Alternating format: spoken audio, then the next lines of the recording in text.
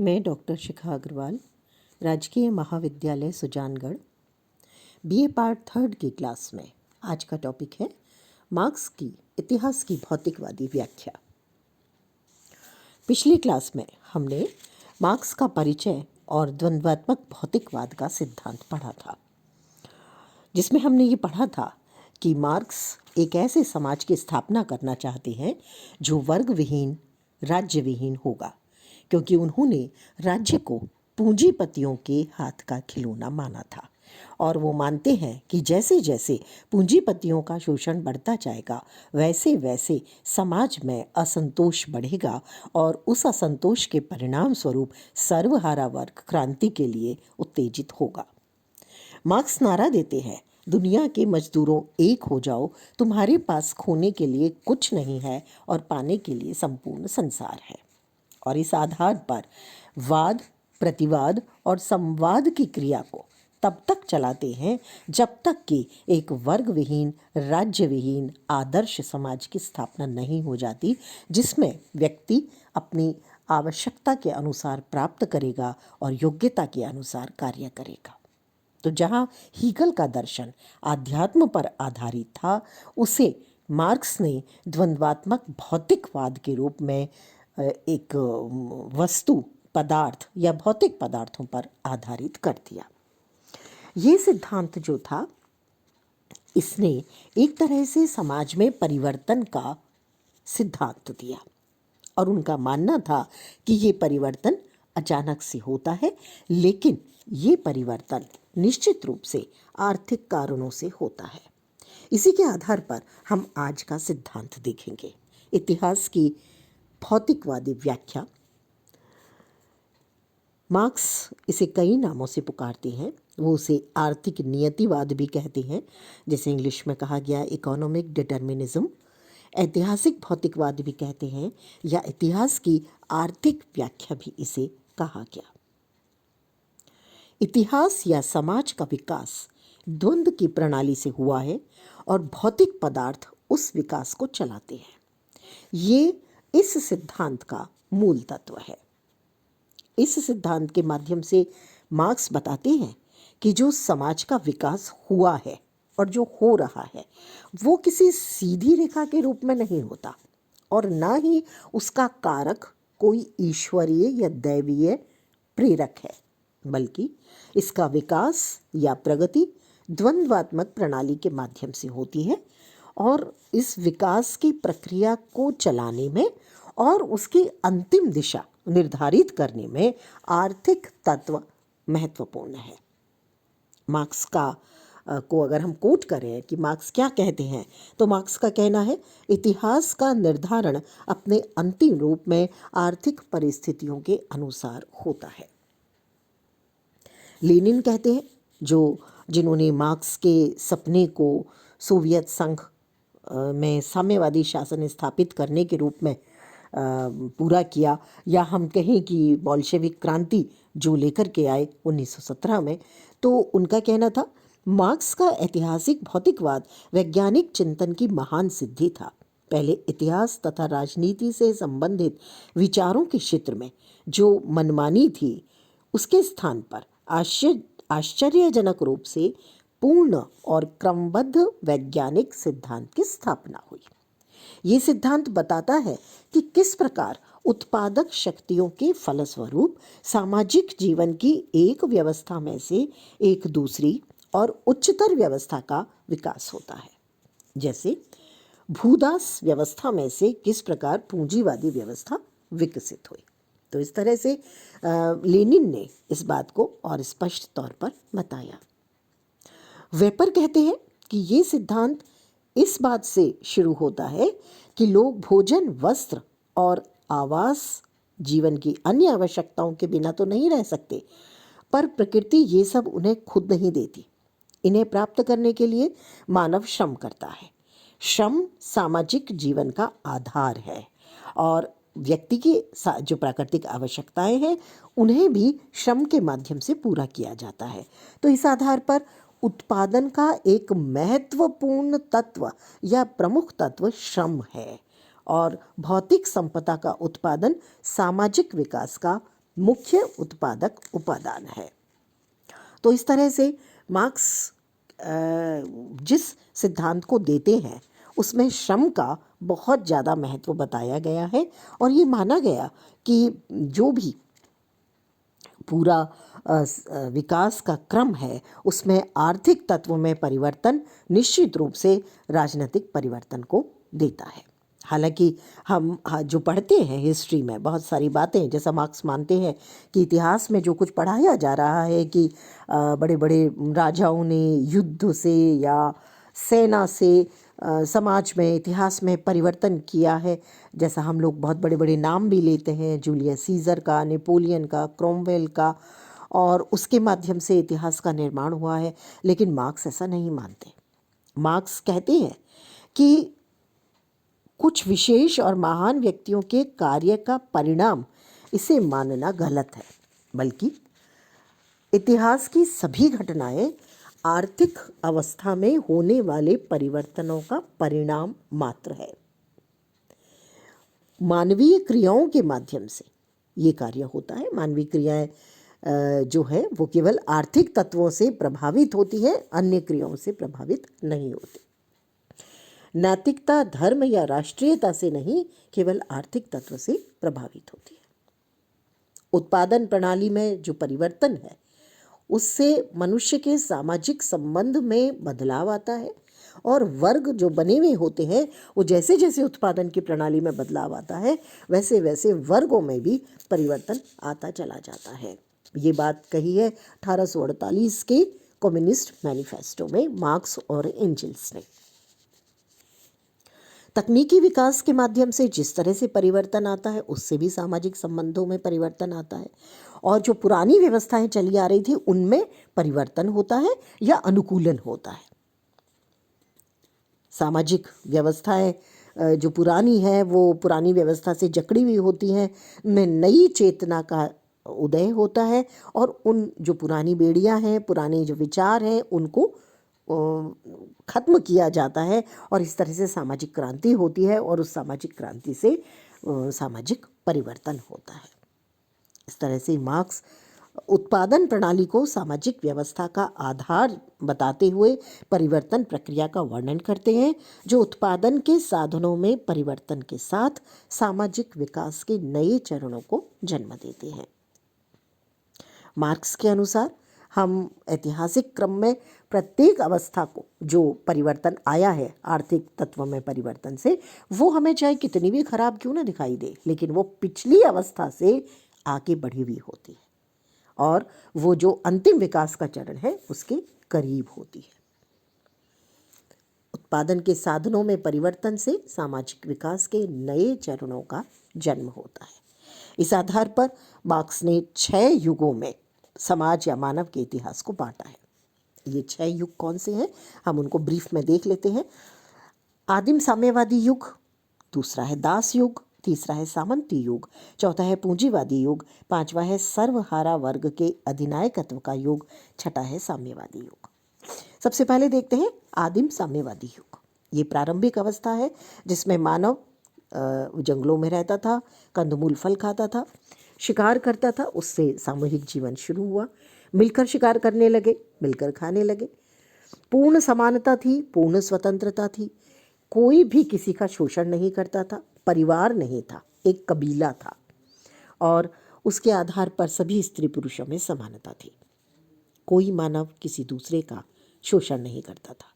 धीरे धीरे प्राकृतिक स्थितियों से आगे बढ़कर और प्रकृति से द्वंद्व के तहत औजारों का आविष्कार हुआ, और इससे मानव ने आग जलाना सीखा, जानवर पालना सीखा, पौधे उगाना सीखा, खेती की तरफ बढ़ा, और इस तरह से कबीलों में अलग अलग व्यवसाय या पेशे शुरू हो गए।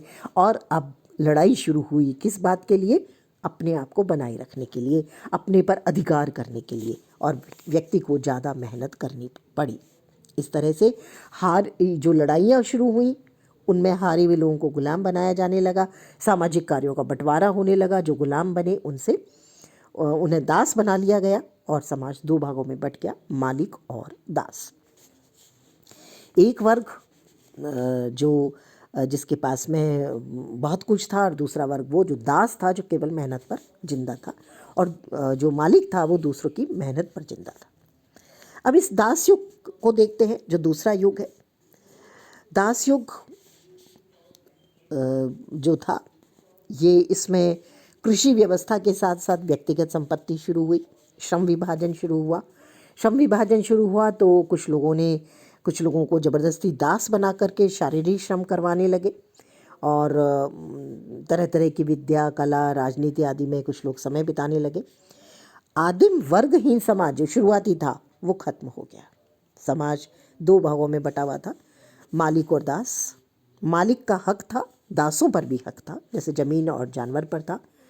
पशुओं की तरह इंसान को बेचा जाता था, और मालिक की वस्तु दास कहलाते थे। दासों की संख्या ज़्यादा थी, मालिक की संख्या कम थी। मालिक दासों को नियंत्रित करते थे ताकि वो विद्रोह ना कर दें, और इसके लिए राज्य सत्ता, कानून, पुलिस जैसी व्यवस्थाओं का जन्म हुआ। अब आते हैं तीसरे युग पर।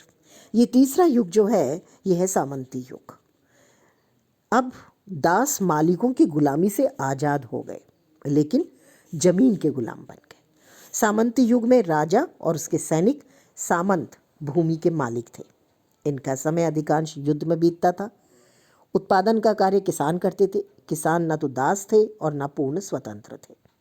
उन्हें इसी शर्त पर मुक्त किया गया था दासत्व से कि वे स्वामी की जमीन को जोतेंगे, और बदले में फसल का एक हिस्सा या एक टुकड़ा उन्हें दे दिया जाता था। मालिक जमीन पर अधिकार नहीं छोड़ता था, लेकिन वो किसान का शोषण करता था।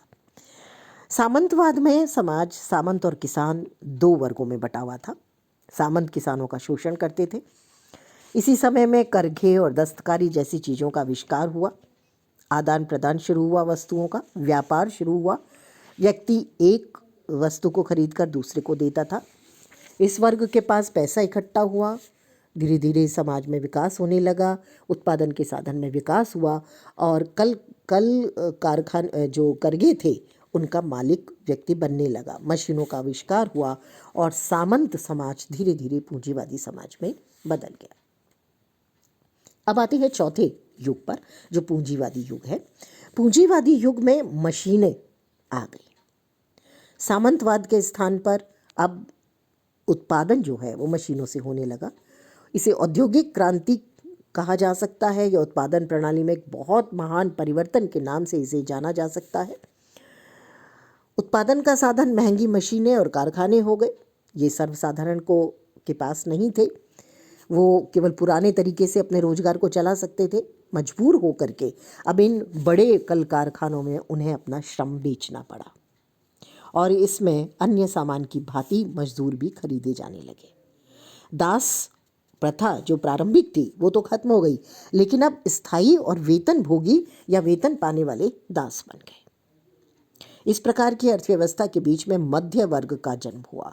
ये पूंजीपति और सर्वहारा वर्ग के बीच के थे, जो दोनों वर्गों के मध्य, यानी मजदूर वर्ग और जो पूंजीपति वर्ग थे, उनके मध्य संघर्ष नहीं होने देते थे। कालांतर में मध्यम वर्ग भी सर्वहारा वर्ग की भांति बन गया।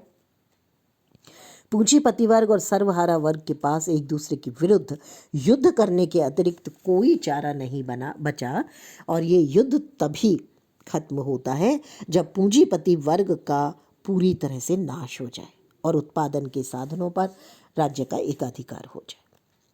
मार्क्स कहते हैं, पूंजीवाद अपने अंदर ही पतन के सारे बीज छुपाए हैं। वो कहते हैं, समाजवाद का लक्ष्य प्राप्त करने के लिए जो भौतिक परिस्थितियां आवश्यक हैं, वे पूंजीवादी समाज के गर्भ में छिपी हैं। पूंजीवाद में अव्यवस्था है। पूंजीवाद का परिणाम है मांग से अधिक पूर्ति, जरूरत से अधिक उत्पादन, बाजार का माल से भर जाना, व्यापारिक संकट, बेरोजगारी, कम रोजगार और गलत रोजगार।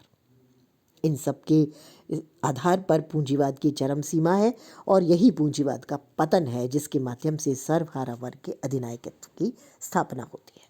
मार्क्स कहते हैं, पूंजी का अधिकाधिक केंद्रीयकरण होता है। भूमि को उत्तरोत्तर सुनियोजित ढंग से जोता बोया जाता है। श्रम के औजार ऐसे औजारों में बदल जाते हैं जिनका केवल सामूहिक ढंग से उपयोग किया जाता है। सभी कौमें संसार व्यापक मंदी के जाल में फंस जाती हैं। पूंजीवादी शासन का स्वरूप अधिकाधिक अंतर्राष्ट्रीय होता जाता है। रूपांतरण की इस प्रक्रिया से उत्पन्न होने वाली सारी सुविधाओं पर कुछ लोग जबरदस्ती एकाधिकार कर लेते हैं। पूंजी के उन सब बड़े बड़े स्वामियों की संख्या एक ओर बराबर घटती जाती है और दूसरी ओर श्रम करने वाले लोगों की संख्या, शोषण में जिनका शोषण होता है उनकी संख्या लगातार बढ़ती जाती है।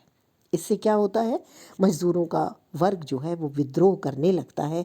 ये वर्ग बढ़ता है तेजी से, अनुशासनबद्ध होता है, एकजुट होता है, संगठित होता है और पूंजी के विरुद्ध खड़ा होने लगता है।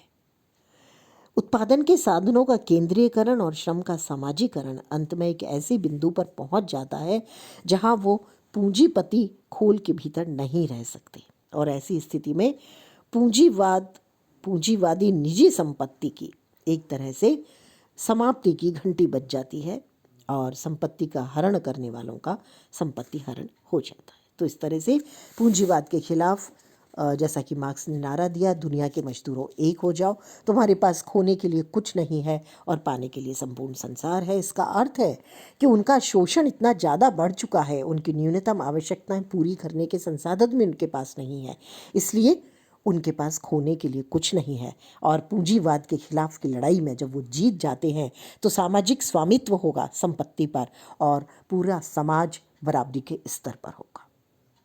पांचवा युग आता है सर्वहारा वर्ग के अधिनायकत्व का। पूंजीवादी व्यवस्था सर्वहारा वर्ग के शोषण पर आधारित है। ये शोषण जब चरम पर पहुंच जाता है तो मजदूर लाल झंडा उठाकर बगावत कर देते हैं और पूंजीपति वर्ग और उसके शासन को उखाड़ देते हैं। इसे क्रांति कहा है। इस क्रांति के फलस्वरूप श्रमिक वर्ग उत्पादन के समस्त साधनों पर अधिकार करके पूंजीवाद का अंत कर देंगे और सर्वहारा यानी श्रमिक वर्ग का अधिनायकत्व स्थापित हो जाएगा। इस तरह से श्रमिक वर्ग द्वारा पूंजी वर्ग के अवशेष तत्वों के विरुद्ध भी राज्य शक्ति का प्रयोग करके उसे पूर्ण समाप्त कर दिया जाएगा। अब आते हैं छठे युग की तरफ। छठा युग है साम्यवादी युग। ये अंतिम अवस्था है इतिहास के लिए, यानी साम्यवादी अवस्था या राज्य विहीन वर्ग विहीन समाज की अवस्था, जिसमें सभी बराबरी के स्तर पर होंगे, किसी व्यक्ति का शोषण नहीं होगा, राज्य का लोप हो जाएगा। मार्क्स ने इस साम्यवादी युग के दो लक्षण बताए हैं। पहला है ये समाज अंततोगत्वा राज्य विहीन एवं वर्ग विहीन होगा और दूसरा है इस समाज के अंदर वितरण का जो सिद्धांत है वो प्रत्येक अपनी योग्यता के अनुसार कार्य करे और अपनी आवश्यकता के अनुसार प्राप्त करे। तो इस तरह से ये 6 युग बताए उन्होंने। उनका मानना है कि हमेशा जो परिवर्तन होता है समाज में वो उत्पादन के साधनों में जिस तरह से परिवर्तन आता है उसके आधार पर समाज में वर्ग बनते हैं और उसी के आधार पर नीतियाँ बनती हैं। तो इतिहास की भौतिकवादी व्याख्या के जो निष्कर्ष हैं उनको हम देख लेते हैं। सबसे पहला है कि मानव का इतिहास विकास के नियम जानने के लिए इतिहास का अध्ययन किया जाता है। दूसरा है प्रकृति के नियमों, विकास के नियमों की तरह ही समाज के विकास के भी कुछ वैज्ञानिक नियम हैं। तीसरा है सामाजिक जीवन के परिवर्तन ईश्वर की इच्छा या महापुरुषों के विचार और कार्यों के परिणाम से नहीं होते, बल्कि वो संयोग से होते हैं और इनका कारण है आर्थिक शक्तियों में परिवर्तन।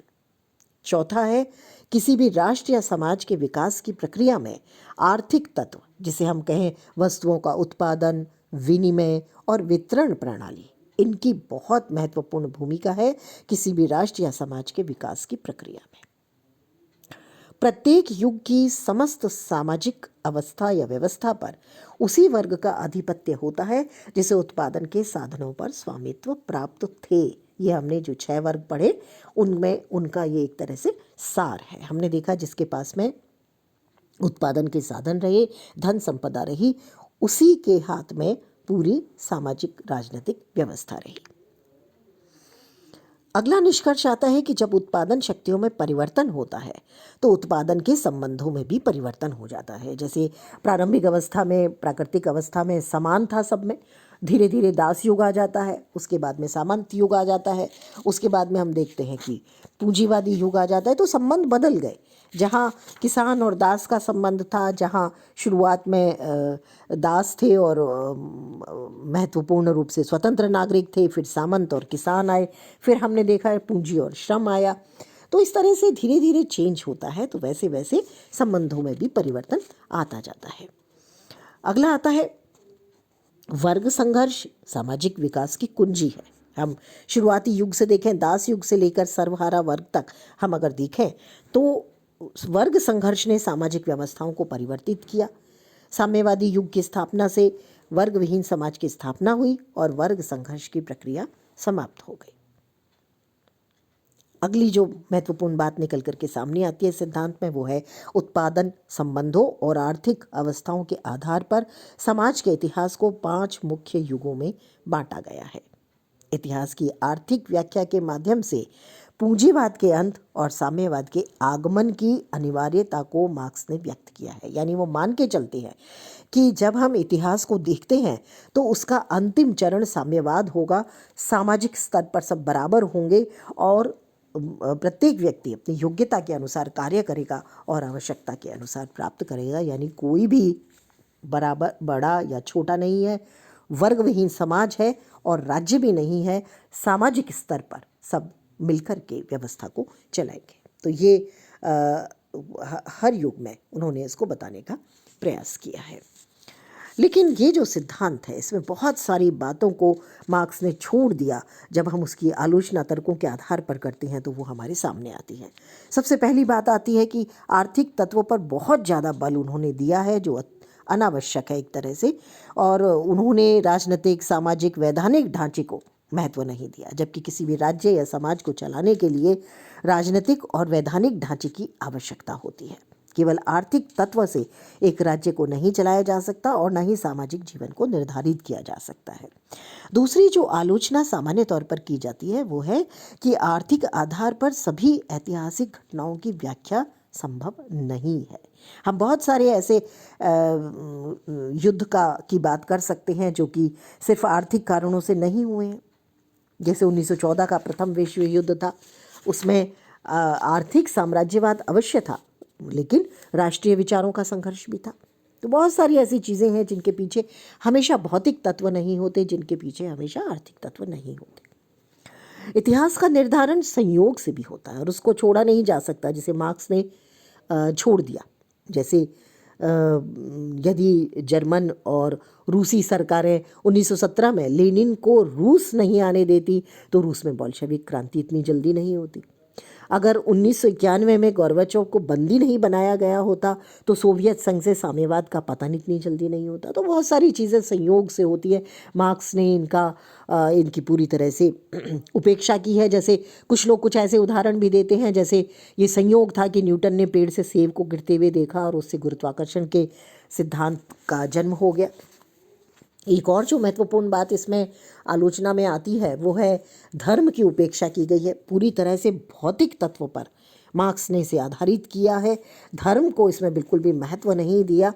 और अगर हम एशिया को देखें या अफ्रीका को देखें या मध्यकालीन यूरोप को देखें तो लंबे समय तक धर्म का उस पर प्रभाव रहा और धर्म के प्रभाव या दुष्प्रभाव के कारण बहुत सारी व्यवस्थाओं में परिवर्तन भी आया है। अगली आलोचना की जाती है कि राजनीतिक सत्ता का एकमात्र आधार आर्थिक सत्ता नहीं है।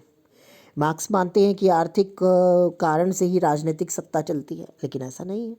हम राजनीतिक सत्ता का मूल कारण ऐसा नहीं देखते, बल्कि सैनिक शक्ति भी है, सामाजिक शक्ति भी है और बहुत सारी शक्तियां हैं जिससे राजनीतिक सत्ता चलती है। नेतृत्व की एक बहुत महत्वपूर्ण भूमिका राजनीतिक सत्ता को चलाने में होती है।